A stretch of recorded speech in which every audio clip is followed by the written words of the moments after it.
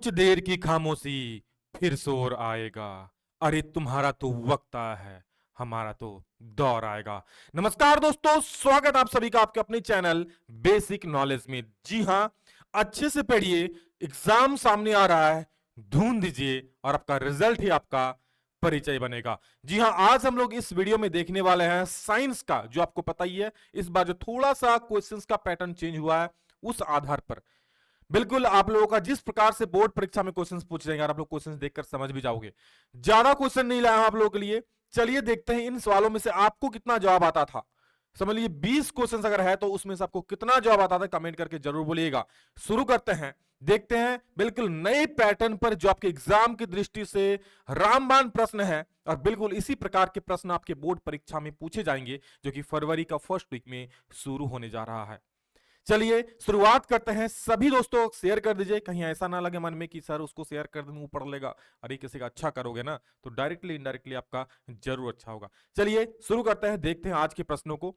और बता दूं, अभी भी 3 महीने का वक्त है। अभी जानते हो सबसे ज्यादा मन में जो क्या आता है टेंशन, कि सर इतना कम वक्त में हम लोग इतना बड़ा चीज कैसे पढ़े, क्या इंपॉर्टेंट चीज है सर, जो क्वेश्चंस पूछने का पैटर्न बदला है उस प्रकार से कैसे कैसे क्वेश्चंस पढ़ना चाहिए, तो सब कुछ आप लोगों को कराया जाएगा, आप लोग चिंता ना करो। चलिए शुरू करते हैं। और अरे भाई साहब ये क्या आ गया, जी हां आप लोग कह सकते हो तोहफा है, झारखंड बोर्ड का क्लास 10 का एकमात्र क्रैश कोर्स एकलव्य बैच, जो झारखंड में पहली बार लॉन्च हुआ है और फिजिक्स वाला के द्वारा आप लोगों का 299 में। अभी आप लोगों का टेंशन हो रहा है ना क्या पढ़े क्या नहीं, इसमें आप लोगों को हर एक सब्जेक्ट अलग अलग शिक्षक के द्वारा पढ़ाया जाएगा। मैं खुद इसमें आप लोगों को पढ़ाऊंगा, गाइडेंस दूंगा, जो एग्जाम में क्वेश्चंस पूछा जाएगा उसी प्रकार के क्वेश्चंस, वही सब क्वेश्चंस में बताए जाएंगे। जस्ट 3 महीना में खत्म होगा। अगर आप कहीं भी पढ़े हो, नहीं पढ़े हो, आधा अधूरा पढ़े हो, सब टेंशन समाप्त कर दो।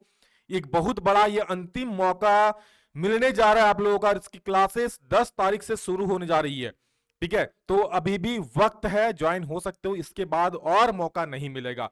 क्योंकि कह सकते हो ना, एक गोल्डन अपॉर्चुनिटी मिला आप लोगों के लिए, जिसका भी थोड़ा बहुत सिलेबस कंप्लीट नहीं हुआ है, जिसका आधा अधूरा पढ़ाई हुआ है, और मैक्सिमम बच्चे 90% बच्चे ऐसे होते हैं। मैं भी जब था ना आप लोग जैसा, तब मन में लगता था कि सर कोई अगर इस वक्त अच्छा से मिल जाता ना, जो हमें पूरा एक बार दौड़ा देता रिवीजन अच्छे से, तो यहाँ सब कुछ जो इंपॉर्टेंट क्वेश्चंस है वो चीज बताया जाएगा, नए पैटर्न पर किस प्रकार के सवाल पूछ जाएंगे वो बताया जाएगा, सब कुछ। मतलब यहां से पढ़कर आप 90-95% आराम से प्राप्त कर सकते हो 3 महीने में, ठीक है। और फी भी नाम मात्रा का है, जो आप ऑफलाइन में 1 महीना देते हो, ओनली 299। ये अंतिम मौका है, 10 तारीख से क्लास शुरू होने जा रहा है, नोट द डेट।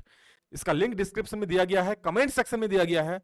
अभी तक अगर आप किसी कारणवश पता नहीं था या जुड़ नहीं पाए थे, ठीक है, एक मात्र ऐसा एकलव्य बैच होने वाला है जो झारखंड की दशा और दिशा झारखंड के बच्चों का बदलने वाली है। चलिए आज के हम लोग प्रश्नों को देखते हैं, क्या क्या प्रश्न है। तो सबसे पहला प्रश्न है, निम्नलिखित में से कौन सा एक भौतिक परिवर्तन नहीं है, यानी कौन सा रासायनिक परिवर्तन है। पहला है जल के कौथ पर जलवाष्प का बनना, जल को मतलब उबाल करके जलवाष्प का बनना, बर्फ के गलन पर जल का बनना, जैसे बर्फ गलता है तो क्या बनता है, जल बनता है। जल में लवण का विलय होना, यानी जल में पानी को घोल नहीं, क्या बोल रहा हूं, जल में लवण यानी नमक को घोल देना, या फिर द्रवित पेट्रोलियम गैस का दहन, यानी जो पेट्रोल है उसका दहन, उसको जला देना। तो बच्चे तो बहुत तेज है। भौतिक परिवर्तन मतलब क्या, आप उसको पहली वाली अवस्था में फिर से ला सकते हो, जैसे जल से जलवाष्प बना दोगे, उसको फिर से ठंडा करेंगे तो जल बन जाएगा, ये सब चीज हो जाएगा। लेकिन अगर द्रवित पेट्रोलियम जो पेट्रोल है उसको जला दोगे, फिर से पेट्रोल ला पाओगे क्या, तब तो सर कोई दिक्कत ही नहीं था सर, ठीक है। तो ये आपका क्या हो जाएगा, भौतिक नहीं होगा, ये आपका रासायनिक परिवर्तन होगा। अगला प्रश्न कंप्यूटर जी ला, अरे ये देख रहे हो, निम्नलिखित अभिक्रिया का उदाहरण है 4NH3 + 5O2, और ये अभिक्रिया बन के क्या हो रहा है, 4NO और 6H2O। 4 ऑप्शन दिए गए हैं, इसमें कौन सी अभिक्रिया हो रही है, प्रतिस्थापन अभिक्रिया हो रही है, संयोजन अभिक्रिया का है, उपचयन अपचयन यानी रेडॉक्स अभिक्रिया, यानी उपचयन और उपचयन दोनों हो रहा है। आपको बता दूं, उपचयन का मतलब होता है जिसमें ऑक्सीजन की वृद्धि होती है, हाइड्रोजन का ह्रास होता है, और अपचयन मतलब होता है क्या, जिसमें ऑक्सीजन की कमी होती है और हाइड्रोजन की वृद्धि होती है, ठीक है। उदासीनीकरण अभिक्रिया का है, कौन सी अभिक्रिया है, तो देखो इसमें क्या हो रहा है, आप देखो ध्यान से, नाइट्रोजन जो है ऑक्सीजन को ले ले रहा है, ठीक है, और ऑक्सीजन में हाइड्रोजन चला जा रहा है, यानी कह सकते हो एक प्रकार से यहां प्रतिस्थापन भी हो रहा है, यानी चीजों का अदला बदली हो रही है, ठीक है, प्रतिस्थापन, विस्थापन नहीं, प्रतिस्थापन हो रहा है। और क्या हो रहा है सर, और हम लोग देख रहे हैं ना सर कि यहां से ऑक्सीजन की क्षति हो गई सर, ऑक्सीजन का क्षति हो गया, और ऑक्सीजन किस में जुड़ गया, यानी इसमें जुड़ गया, यानी यहां नाइट्रोजन क्या हो गया, नाइट्रोजन उपचयित हो गया।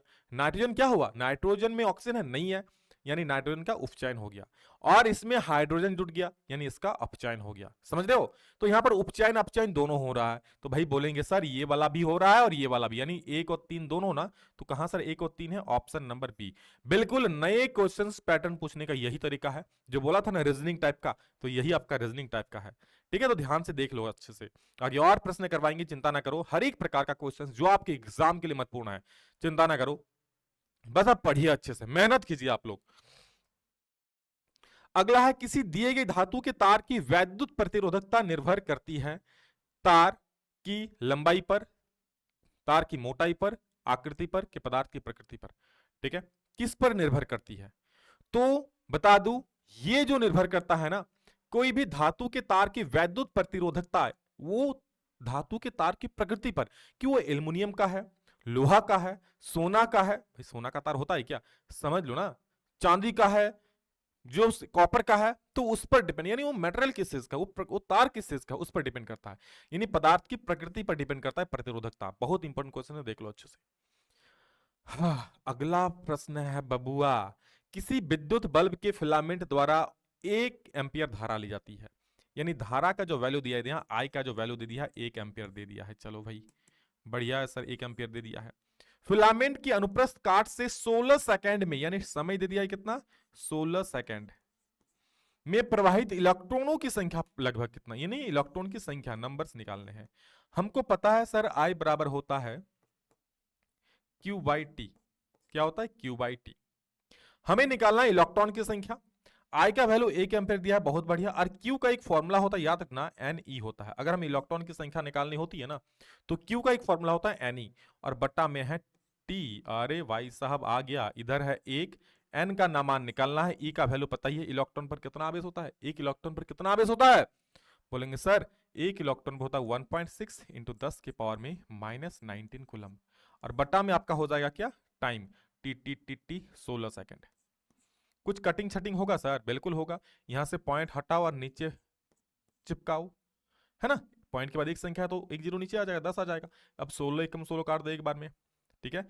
अब क्या होगा, देखो 1 बराबर हो जाएगा एन इंटू, ये है 10 के 10 है ना, ये ऊपर जाएगा तो क्या हो जाएगा बताओ, ये 10 टू द पावर -19 है, और ये अगर अरे भाई साहब क्या हो गया,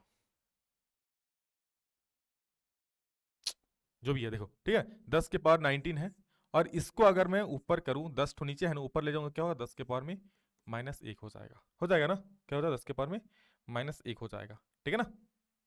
तो अब देखो हमें n निकालना है ना, तो ये सब इधर आ जाएगा, 1 बराबर n, और इंटू 10 के पावर में -19 है, और एक फिर से आ जाएगा, यानी -20 हो जाएगा, है ना। अब ये हाँ हो जाएगा, इधर के बट्टा हो जाएगा, 1/10 के पावर में -20 बराबर n, और यहाँ से अगर n निकालेंगे तो क्या, नीचे माइनस है, ऊपर जाएगा तो प्लस हो जाएगा, 10 के पावर में 20, इतना हो जाएगा, 10 के पावर में 20, ऑप्शन नंबर ए। थोड़ा सा कैलकुलेशन है बाकी, और कुछ नहीं बच्चा, बोल दो सच्चा सच्चा, ठीक है। तो सारे प्रकार के क्वेश्चन आपको देखने पड़ेंगे, अभी भी वक्त है, पढ़ो अच्छे से, मेहनत करो और ढूंढो। आप में अगर जुनून है, जोश है, कुछ कर गुजरने का जज्बा है, तो आप प्राप्त कर लोगे। लेकिन वही पड़े पड़े सोते रहोगे, रील चलाओगे, तो भाई कुछ नहीं होने वाला है। इसलिए अभी भी वक्त है, आप जाग जाओ, अभी भी बहुत कुछ कर सकते हो। दी हुई अभिक्रिया के लिए निम्नलिखित में से कौन से कथन सत्य है, बता दो। आपको एक अभिक्रिया दिया है, कौन सा सत्य है, तो हमें सब दिख रहा है ना कि Fe जो है H2O से अभिक्रिया कर रहा है, और Fe3O4 होता है, ठीक है, Fe3O4 बना रहा है, और ये 4H2 बना रहा है। तो ये क्या हो रहा है बताओ, आयरन धातु ऑक्सीकृत हो रही है, आयरन क्या ऑक्सीकरण हो रहा है, यानी आयरन में ऑक्सीजन जुट रहा है क्या, बिल्कुल सर, आयरन Fe है, वहां से Fe3O4, यानी ऑक्सीजन जो जुट रहा है सर, मतलब ये बिल्कुल सही है। ऑक्सीकृत मतलब होता है, समझ लो, उपचयन बोलते हैं ना, वही ऑक्सीकृत मतलब उसमें ऑक्सीजन जुट रहा है, तो बिल्कुल सर ऑक्सीजन तो उसमें जुट रहा है, हम भी देख रहे हैं। जल अपचयित हो रहा है, क्या जल अपचयित हो रहा है, क्या जल से अपचयित मतलब क्या, ऑक्सीजन का ह्रास हो रहा है, क्या अब जल से ऑक्सीजन का ह्रास हो रहा है, देखो तो 4H2O था, यहाँ से 4H2 हो गया, मतलब बिल्कुल सर यहाँ से ऑक्सीजन का ह्रास तो हो रहा है, ऑक्सीजन तो हट रहा है, यानी जल का भी अपचयन हो रहा है। अच्छा, जल अपचायक के रूप में कार्य कर रहा है, जल जो है अपचायक के रूप में कार्य, अपचायक मतलब होता है ना, वो ऑक्सीजन नहीं देता है, वो उपचायक मतलब होता है ऑक्सीजन देता है। तो यहां जल क्या कर रहा है, ऑक्सीजन दे रहा है ना, H2O ऑक्सीजन है तो क्या कर रहा है, ऑक्सीजन किसी को दे रहा है ना। यानी वो अगर ऑक्सीजन दे रहा है तो उपचायक का काम कर रहा है, अपचायक का काम नहीं कर रहा है। जल ऑक्सीकारक के रूप में कार्य कर रहा है, जल ऑक्सीकारक के रूप में कार्य कर रहा है क्या, देखो तो बिल्कुल जल ऑक्सीकारक के रूप में ऑक्सीकृत हो रहा है, जल यहां पर अपचयित हो रहा है। अपचयित मतलब क्या, ऑक्सीजन हट रहा है, और ऑक्सीकारक के रूप में कार्य कर रहा है। ठीक है, उपचयन जैसा वो व्यवहार कर रहा है। ऑक्सीकारक मतलब क्या, देखो यहां से ऑक्सीजन अगर किसी को कोई दे रहा है मतलब वो ऑक्सीकारक जैसा काम कर रहा है। समझ ये चीज, ऑक्सीकृत और ऑक्सीकारक का मतलब समझो। ऑक्सीकृत मतलब जो उपचयित होता है ना उसी को बोलते हैं ऑक्सीकृत, और ऑक्सीकारक का काम कर रहा है मतलब क्या, वो किसी को ऑक्सीजन दे रहा है तब तो उसका ऑक्सीकारक हो रहा है। ठीक है, तो यहां पर हो जाएगा ऑप्शन नंबर 1 भी सही हो जाएगा, 2 भी सही हो जाएगा, 4 भी सही हो जाएगा। तो 1, 2 और 4 कहीं भी है क्या, बिल्कुल ऑप्शन नंबर सी में है 1, 2, 4। क्लियर है ना। चलो इसी प्रकार के प्रश्न और अच्छे से अगर आप लोग चैप्टर को धीरे धीरे अच्छे से पढ़ोगे, चिंता ना करो, मैंने आप लोग कहा ना 10 तारीख से आपका क्रैश कोर्स की शुरुआत होने जा रहा है, जिसका लिंक इस वीडियो के डिस्क्रिप्शन में दिया गया है। हर एक प्रकार का उसमें आप लोग क्वेश्चंस करवाया जाएगा जो आपके एग्जाम में डायरेक्ट भिड़ेगा, और सबसे पहले उसका बेसिक्स भी बताया जाएगा और साथ ही साथ क्वेश्चन आंसर भी करवाया जाएगा। ऐसा क्रैश कोर्स आपको फिर कहीं नहीं मिलेगा, टाइम पे खत्म होगा, प्रीवियस ईयर मॉडल पर सब कुछ धड़ल्ले से चलेगा उसमें, और जो बच्चा पढ़ेगा ना फोड़ डालेगा। तो लिंक डिस्क्रिप्शन में दिया गया है, देर किस बात की, हजारों बच्चे जुड़ चुके हैं, अभी तक 10 से क्लास शुरू हो रहा है, फिर मौका नहीं मिलेगा, इसलिए अभी वक्त है, जुड़ जाओ। चलिए अगला प्रश्न जो हमारा है, निम्नलिखित में से कौन से प्रक्रम उष्माक्षेपी है। इसमें से कौन सा प्रक्रम जो है उष्माक्षेपी अभिक्रिया है। तो बिना बुझा चूना के साथ जल की अभिक्रिया, बिल्कुल बिना बुझा हुआ चूना मतलब बाजार में गए, एक पैकेट चूने का लाए, पानी में डाल दिए, क्या उस बड़बड़ बड़बड़ करके एकदम आग उगलेगा भाई, गर्म हो जाएगा, यानी उष्मा दे रहा है ना, तो उष्माक्षेपी होगा, बिल्कुल सही बात है। एक अम्लक का तनुकरण, अम्ल का तनुकरण मतलब होता है, अगर आप सुने हो ना तनु अम्ल, अम्ल का तनुकरण मतलब होता है आप अम्ल में क्या डाल रहे हो, पानी डाल रहे हो, तो अम्ल में अम्ल में जो है ना सॉरी, अम्ल में पानी डालना क्या होता है, एक बहुत ही उष्माक्षेपी अभिक्रिया है, क्योंकि अम्ल में जब आप पानी डालो ना अचानक से वो आग लग सकता है, बहुत गर्म हो सकता है, ठीक है ना, इस वजह से वो क्या उष्माक्षेपी अभिक्रिया है। जल का वाष्पीकरण से हमें कुछ ऊर्जा नहीं मिलता है। कपूर का ऊर्ध्वपातन, कपूर उड़ जाता है तो उसमें हमें उष्मा मिलती है नहीं, उष्मा उसको देते हैं तब जाके वो उड़ता है ना। तो इसमें क्या सही हो जाए, 1 और 2, कहीं 1 और 2 है क्या, ऑप्शन नंबर 1। देखो इस प्रकार क्वेश्चन में क्या आपके अंदर में नॉलेज होना चाहिए, तभी आप ऑप्शंस को पढ़ के जवाब दे सकते हो, नहीं हर कोई जवाब ये सब थोड़ी दे सकता है। बिल्कुल आप लोगों को मुझे लग रहा है कि सर क्वेश्चन आज हार्ड लगे हो गया, तो आप लोगों का जो आप साइंस का मॉडल पर देखना, कुछ क्वेश्चन आसान से, ऐसा नहीं है कि सारे क्वेश्चन हार्ड है, तो मैं आज उस प्रकार के क्वेश्चंस लेकर आया हूं जो आपके एग्जाम की दृष्टि से थोड़े आप लोगों को टफ लगे हैं मॉडल पर में, और इस प्रकार के क्वेश्चंस आप पढ़ोगे, इस प्रकार से आप समझोगे, और तो हर एक क्वेश्चन आपका हो जाएगा। ठीक है, चलो आगे कुछ क्वेश्चन देख लीजिए, हार्ड नहीं है, सिर्फ आपको क्या आपका बेस मजबूत होना चाहिए, आपको चीजें समझ में आनी चाहिए, रटने से यहां कुछ नहीं चलेगा, समझने आना चाहिए। ठीक है, तो सारा चीज आपको समझाएंगे। आगे बोल रहा है, यदि कॉपर को वायु में खुला रखा जाता है तो यह अपनी चमकीली भूरी सतह खो देता है, यानी कॉपर को आप वायु में खुला छोड़ दोगे तो जो कॉपर का भूरा सतह है चमकीला वो हट जाएगा और हरे रंग की परत प्राप्त कर लेता है। यह किसके निर्माण के कारण होता है, बता दो भैया। 4 ऑप्शन से आपके सामने, किसके निर्माण के कारण यह चीज होता है, CuSO4, CuCO3, CuNO3 whole twice, CuO, या फिर क्यूप्रस ऑक्साइड यानी CuO क्या हो जाएगा। तो ध्यान से सुनिएगा, इसका जो सही उत्तर हो जाएगा ना, इसका आपका हो जाएगा कॉपर कार्बोनेट, यानी ऑप्शन नंबर बी। देखो क्या होता है, जब हम लोग कॉपर को वायु में रखते हैं ना, तो क्या होता है, वायु में आर्द्रता होती है, नमी होती है, कार्बन डाइऑक्साइड होती है, उनसे अभिक्रिया करके क्या होता है, कार्बन डाइऑक्साइड से अभिक्रिया करके इसके जो होता है कॉपर कार्बोनेट बना लेते हैं, समझ रहे हो, ऑप्शन नंबर बी। और इसका रंग थोड़ा सा क्या हो जाता है, भूरा सतह खो देता है, ठीक है, और हल्का हरा रंग का हो जाता है। धातुएं सामान्यतः ठोस प्रकृति की होती है, निम्नलिखित में से कौन सी धातु कमरे के ताप पर द्रव अवस्था में पाई जाती है। बोल रहा भाई धातु ठोस होता है, बिल्कुल धातु ठोस है, लोहा देख लो ठोस है, एल्युमिनियम देख लो ठोस है, सोना देख लो ठोस है, रूपा देख लो ठोस है, सब ठोस है। लेकिन कुछ ऐसी धातु भी है जो कमरे के ताप पर द्रव अवस्था में पाई जाती है। बोले सर ये तो आसान है, तो क्या है, बोलो मरकरी, यानी Hg आपका सही उत्तर हो जाएगा, समझ लो। तो क्वेश्चन को थोड़ा सा घुमावदार बना सकता है, लेकिन उसके लिए आपको तैयार रहना पड़ेगा, और आप लोग पढ़ने वाले बच्चे हो भाई, फोड़ डालोगे मुझे पता है। अगला प्रश्न हमारा है, निम्नलिखित में से कौन सी धातुएं गलित अवस्था में उनके क्लोराइडों के विद्युत अपघटन से प्राप्त होती है। कौन सी धातुएं गलित अवस्था में उनके क्लोराइडों के विद्युत अपघटन से प्राप्त होती है? कौन सा ऐसा धातु है जिसको क्या बोल रहा है, कौन सी धातुएं गलित अवस्था में उनके क्लोराइडों के विद्युत अपघटन से प्राप्त होती है? तो 9 का सही उत्तर याद रखना बेटा। ठीक है, यहां पर हो जाएगा क्या, सोडियम, कैल्शियम, आयरन की कॉपर। तो 9 का जो है सही उत्तर याद रखना, यहां पर आपका होगा सोडियम भी होगा और कैल्शियम भी होगा। सोडियम और कैल्शियम होता ही क्या है ना, ये गलित अवस्था में, ठीक है, कौन सी धातु है गलित अवस्था में उनके क्लोराइडों से ये प्राप्त होता है, सोडियम क्लोराइड और जो है कैल्शियम क्लोराइड। तो ऑप्शन नंबर डी सही हो जाएगा।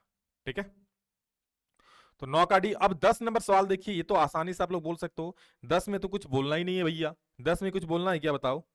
हाँ देखो, सामान्यतः अधातुएं चमकीली नहीं होती, निम्नलिखित में से कौन है जो चमकीला होता है? अधातुएं चमकीली नहीं होती है, धातुएं चमकीली होती है, लेकिन कौन सा ऐसा धातु है जो चमकीला होता है बताओ? तो हो जाएगा आयोडीन। याद रखना, आयोडीन एक ऐसी अधातु है जो चमकीला होता है। ठीक है, क्या होता है? जो चमकीला होता है। ऐसे चमकीला तो धातु होता है, लेकिन आयोडीन एकमात्र ऐसा धातु है जो चमकीला होता है। अगला है, निम्नलिखित 4 धातुओं में से कौन सी उसके लवण के विलयन से अन्य 3 धातुओं द्वारा विस्थापित की जा सकती है? देख रहे हो आप लोग इस प्रकार क्वेश्चन पढ़े हो, लेकिन अगर नहीं समझे हो इस प्रकार क्वेश्चन तो देखो मैं समझा दे रहा हूं, कितना आसान हो जाएगा आपके लिए। देखो ध्यान से, क्या बोल रहा है, निम्नलिखित 4 धातुओं में से कौन सी उसके लवण के विलयन से अन्य 3 धातुओं द्वारा विस्थापित किए जा सकते हैं? यानी अन्य 3 धातु कौन सा है जो किसी धातु को यहां उसके विलयन से हटा सकता है? बोल रहा है ना, कौन सी वो धातु है जो अन्य 3 धातुओं के द्वारा हटा दिया जाएगा? तो आपको पता है अभिक्रियाशीलता एक श्रेणी होता है, जिसमें सबसे ऊपर में बैठा होता है पोटेशियम, सबसे नीचे होता है सोना, होता है ना। तो कौन सी ऐसी धातु है जो तीनों धातु के द्वारा विस्थापित हो जाएगा? तो जो सबसे कम अभिक्रियाशील धातु है उसको सब कोई बोलेगा अरे हट हट, होता है ना क्लास में, क्या होता है जो सबसे कमजोर लड़का है उसको सब मार के फाड़ देता है, फेंक देता है। ठीक है, तो यहाँ पर 3 ताकतवर है और 1 कमजोर है, एक क्या करता है, एक को क्या करता है, हटा देगा। ठीक है, 4 धातुओं में से कौन सी उसके लवण के विलयन से अन्य 3 धातुओं के द्वारा विस्थापित कर दिया जाएगा? तो यहां पर देखो, जो आपका एजी है, एजी यानी जो है सिल्वर, ये क्या है, इनमें से सबसे कम अभिक्रियाशील वाला तत्व है। तो इसको क्या होगा ना, इसके विलयन से इसको मैग्नीशियम भी हटा देगा, जिंक चाहेगा जिंक भी हटा देगा और कॉपर भी इसको हटा देगा, क्योंकि ये सबसे कमजोर है, सबसे कम अभिक्रियाशील है। सर कैसे पता? क्योंकि इसका एक सीरीज होता है, पता ही है, सोडियम।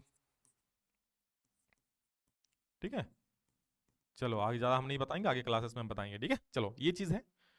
चलो आगे देखो, 3 चिन्हित परखनलियों ए बी सी, यानी 3 को परखनली है ए बी सी। ठीक है, सांद्र HCl, पहला में सांद्र HCl है, ठीक है, दूसरा में सांद्र HNO3 है, दूसरा में क्या है, सांद्र HNO3 है, तथा तीसरा में क्या है, सांद्र HCl और सांद्र HNO3 का जो अनुपात है 3:1 है। इसका जो HCl और HNO3 का अनुपात है ना 3:1 के मिश्रण में है। प्रत्येक 2-2 ml करके है तीनों प्रणाली में। क्यों क्वेश्चन को कैसे घुमाया गया है, लेकिन आप लोग इसका आंसर पता है, आप देखो खाली। प्रत्येक प्रणाली में धातु का एक छोटा टुकड़ा डाला जाता है। प्रत्येक प्रणाली में क्या करता है, धातु का, आप मान लो लोहे का या किसी का भी धातु का एक छोटा टुकड़ा डालते हैं। ठीक है, कोई भी धातु समझ लो, लोहा सोना चांदी कुछ भी डालते हैं। प्रणाली ए तथा बी में कोई परिवर्तन नहीं होता है, यानी जिसमें आपका HCl है और जिसमें HNO3 है, कोई परिवर्तन नहीं करता भाई, लोहा का टुकड़ा वैसे वैसे पड़ा रहता है। लेकिन जैसे उस धातु का टुकड़ों को सी में डालते हैं वो गल जाता है। ठीक है, गल जाता है, तो अब बताओ धातु कौन सा हो सकता है? ठीक है, आप ये समझ लो, HCl और HNO3 का जो विलयन एक साथ जो मिश्रण होता है 3:1 में, इसको बोलते हैं एक्वारेजिया, पता है ना? और नहीं तो फिर से सुन लो, एक्वारेजिया क्या है? तो एक्वारेजिया सांद्र नाइट्रिक अम्ल और हाइड्रोक्लोरिक अम्ल का मिश्रण होता है। एग्जाम में भी पूछता है कितने अनुपात में होता है, 3:1 में होता है। ठीक है ना, ये सब क्वेश्चन एग्जाम में पूछा गया क्वेश्चन से, कितना अनुपात में है। तो यहां पर वही बोल रहा है कि ये जो है ये एक्वारेजिया है। एक्वारेजिया किसको गलाता है पता है? बोलो बोलो बोलो बोलो, हाँ सोना को गलाता है। तो यहां पर कौन सी धातु होगी? सोना। सोना क्या होगा? एक्वारेजिया के द्वारा गल जाएगा। ठीक है, एक्वारेजिया के द्वारा गल जाएगा। चलो और आप लोग जैसे हम बताएं अभी कुछ ही देर पहले, इस प्रकार के क्वेश्चंस ही नहीं, पूरा का पूरा जो आपका सिलेबस है वो खत्म हो जाएगा, चिंता ना करो। ठीक है, और इसमें आप लोगों को बेस्ट से बेस्ट क्वेश्चंस जो आपके एग्जाम में आने की प्रबल संभावना और जो एग्जाम में देखने को जाकर मिलेगा। ठीक है, बहुत सारे ऐसे बच्चे होंगे मुझे पता है जो आज अगर मान लो नहीं ज्वाइन होता है ना एग्जाम के बाद, बच्चे बोलेंगे सर काश अगर कोर्स में जुड़ जाते हैं ना तो 90-95% फोड़ देंगे, क्योंकि बच्चे फोड़ेंगे और जब वो बताएंगे कि भाई कोई बच्चा 300 रुपए कारण कोर्स में ज्वाइन नहीं हो पाया, तो उस वक्त अफसोस के सिवा और क्या रहेगा बताओ। ठीक है, क्योंकि इसमें आप लोगों को पता है पूरा साल भर का चीज नहीं पढ़ना है, इसमें जो आपके लिए इंपॉर्टेंट है वही चीज आपको डिलीवर किया जाएगा इसमें। ठीक है, इसका लिंक डिस्क्रिप्शन में दिया गया है, कमेंट सेक्शन में दिया गया है। अभी तक अगर आप किसी कारणवश पता नहीं था या जुड़ नहीं पाए थे, ठीक है, एक मात्र ऐसा एकलव्य बैच होने वाला है जो झारखंड की दशा और दिशा झारखंड के बच्चों का बदलने वाली है। ठीक है, चलो अगला क्वेश्चन भाई साहब कहां चल गया। ला ला ला ला ला ला ला, ये तो हो गया। हाँ, 13 नंबर। जब प्रकाश नेत्र में प्रवेश करता है तो अधिकांश परिवर्तन कहां होता है? जब हमारे आंख में प्रकाश प्रवेश करता है तो अधिकांश जो परावर्तन होता है ना, वो कॉर्निया में, यानी जो सबसे बाहरी झिल्ली होता है हमारा आंख का, वो होता है कॉर्निया, वहीं पर अधिकांश परावर्तन हो जाता है। समझ रहे हो? तो याद रखना, स्वच्छ मंडल या कॉर्निया पर सबसे अधिक परावर्तन होता है। नेक्स्ट, सॉरी परावर्तन बोल रहे हैं, अपवर्तन होता है। परावर्तन में तो टकराएगा वापस भाग जाएगा, अपवर्तन होता है यानी प्रकाश अंदर घुसता है। नेत्र लेंस की फोकस दूरी में वृद्धि हो जाती है जब नेत्र की पेशियां क्या होती है? बोल हमारे नेत्र की फोकस दूरी बढ़ जाती है जब नेत्र की पेशी क्या होती है? शिथिल होती है तथा लेंस पतला होता है, उस वक्त फोकस दूरी बढ़ता है। सिकुड़ती है तथा लेंस मोटा होता है, उस वक्त बढ़ता है। शिथिल होती है तथा लेंस मोटा होता है उस वक्त, या फिर सिकुड़ती है तथा लेंस पतला होता है। तो देखिए, जब शिथिल होती है यानी रिलैक्स होती है और लेंस क्या हो जाता है? पतला, उस वक्त भाई इसका फोकस दूरी क्या होता है? बहुत बढ़ जाता है। तो याद रखना, क्योंकि आंख का जो है सिलेरी मसल्स यानी पक्षों में पेशियां बिल्कुल रिलैक्स होता है ना, उस वक्त फोकस दूरी क्या होता है? बढ़ जाता है, और लेंस उस वक्त पतला हो जाता है, और इस वजह से क्या होता है? फोकस दूरी बढ़ जाता है। 14 का ए सही हो जाएगा यार। क्लियर है ना? चलो वेरी गुड। अगला प्रश्न हमारा है, निम्नलिखित प्रकथनों यानी कथनों में से कौन सा सही है? निकट दृष्टि वाला व्यक्ति दूर की वस्तु को स्पष्ट रूप से देख सकता है। तो निकट दृष्टि वाला व्यक्ति निकट की वस्तु को देख सकता है, दूर की वस्तु को नहीं देख सकता है। तो भाई दूर की वस्तु को तो नहीं देख सकता, ये तो गलत हो जाएगा। दीर्घ दृष्टि वाला व्यक्ति पास की वस्तु को देख सकता है, बिल्कुल नहीं। दीर्घ दृष्टि वाला व्यक्ति दूर की वस्तु को देख पाएगा, पास की वस्तु को थोड़े देख पाएगा। निकट दृष्टि वाला व्यक्ति पास की वस्तु को स्पष्ट देख सकता है, बिल्कुल सही बात है। निकट दृष्टि वाला व्यक्ति निकट वस्तुओं को देख सकता है। दीर्घ दृष्टि वाला व्यक्ति दूर की वस्तु को स्पष्ट नहीं देख सकता। अरे नहीं, दीर्घ दृष्टि वाला व्यक्ति दूर वस्तु को देख सकता है, यानी ये भी आपका गलत है। तो एकमात्र सही ऑप्शन नंबर सी। तो इस प्रकार क्वेश्चंस में होता है ना, चारों ऑप्शंस देखना पड़ेगा, अच्छे से पढ़ना पड़ेगा, थोड़ा सा कंफ्यूजन और उत्तर गलत हो जाएगा। ठीक है, और इस प्रकार से इस बार पूछे जाएंगे प्रश्न आप लोगों के सामने। 5 प्रतिरोधकों जिनमें प्रत्येक का प्रतिरोध 1/5 ओम है का उपयोग करके कितना अधिकतम प्रतिरोध बनाया जा सकता है? भाई जब भी आपको अधिकतम प्रतिरोध निकालने बोलेगा, श्रेणी क्रम को याद कर लेना। जब आपको न्यूनतम प्रतिरोध निकालने बोलेगा, पार्श्वक्रम को याद कर लेना है। तो 5 गो प्रतिरोध है, हम फॉर्मूला लगाएंगे सर 1/r और 5 गो लिख देंगे 1/r1 सबका पांचों का मान 1/5 है। तो 1/5 1/5 1/5 1/5 प्लस 1 5 गो, ये क्या 1/5, क्योंकि फॉर्मूला होता है ना पार्श्वक्रम में। यहां पर क्या बोला है? अच्छा सॉरी अधिकतम बोला है। अधिकतम के लिए तो श्रेणी क्रम होगा ना, मैं पार्श्वक्रम में क्यों लिख रहा हूं? अधिकतम बोला है तो अधिकतम के लिए क्या होता है? श्रेणी क्रम होता है। यानी r का बराबर क्या होता है? r1 plus r2 plus r3 plus r4 plus r5। सबका वैल्यू बैठा दो, r1 का सबका वैल्यू 1/5 है, तो 1/5 plus 1/5 plus 1/5 sorry 5 plus 1/5 plus 1/5, ये 5 हो गया। सबका जब एलसीएम निकालोगे ना तो आएगा 5 5 5 5 5।